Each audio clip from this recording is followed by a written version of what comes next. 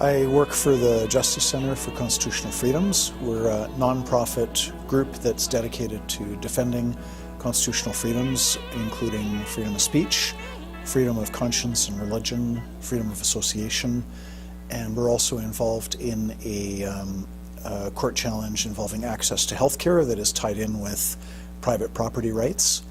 And we are funded by voluntary donations, and we provide legal representation pro bono without charge to clients when their freedoms are threatened by government or by government entities such as universities.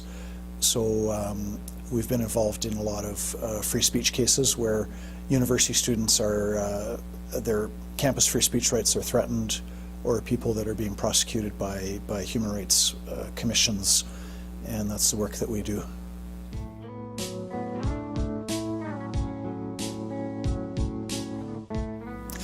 Well, the federal government many years ago, in the criminal code, they have made it a criminal offense for the willful promotion of hatred.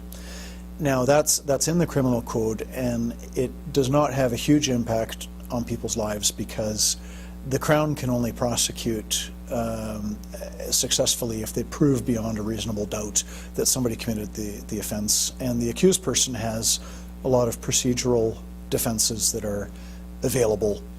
So the criminal code ban on willful promotion of hatred is not something that has a big impact on people's lives, and certainly has no impact on, or zero impact, or next to zero impact on any churches, temples, mosques, synagogues in terms of preaching their religion.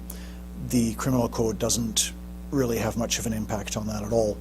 However, 3 provinces in Canada, BC, Alberta, Saskatchewan, have human rights laws that make it illegal to criticize on the basis of race, gender, religion, sexual orientation, ethnicity, and other grounds. And those provincial human rights laws actually do have a big impact on restricting speech. If you want to make a controversial comment about, for example, immigration or criminal justice issues, or who's collecting welfare, or public school curriculum, there's all kinds of topics where in BC, Alberta, and Saskatchewan you could get into trouble with the human rights laws. So the Justice Centre has started a petition for free expression in Canada.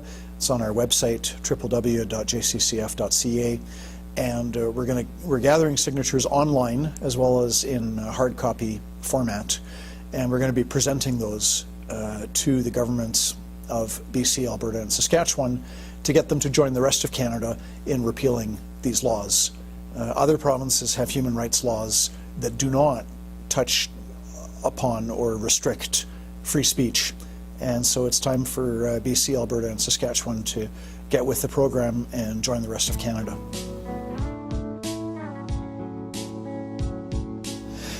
A phone call to your MLA is always helpful.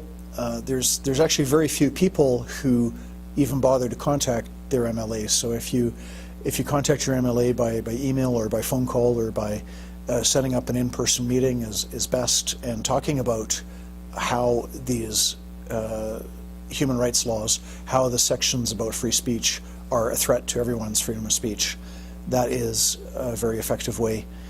Voting in elections, letters to the editor. It is, in a democracy, it is the active citizens that make all the difference. People who don't vote or who otherwise are not involved in the process, their opinions don't really get taken into account in a democracy. So the more active you are, the more powerful you become within that democratic process.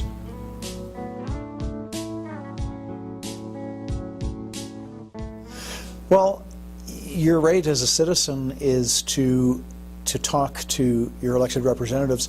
I recently heard a story about how Prime Minister John Diefenbaker was at a restaurant and demanded of the waiter that waiter was first distributing the buns to everybody and then distributing the butter to everybody, and the Prime Minister said, well, I want a second piece of butter, and the waiter said, well, I'm sorry, there's just one piece of butter for every person.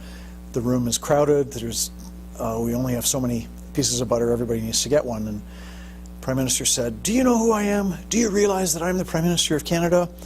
And the waiter said, "Well, do you know who I am?"